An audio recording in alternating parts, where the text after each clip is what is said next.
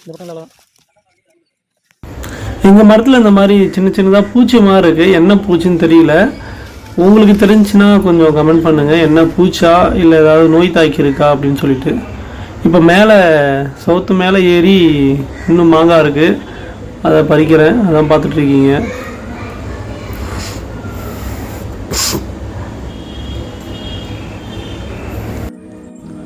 உங்களுக்கு மரம் ஏற தெரிஞ்சா இந்த மாதிரி மரம் ஏறுங்க.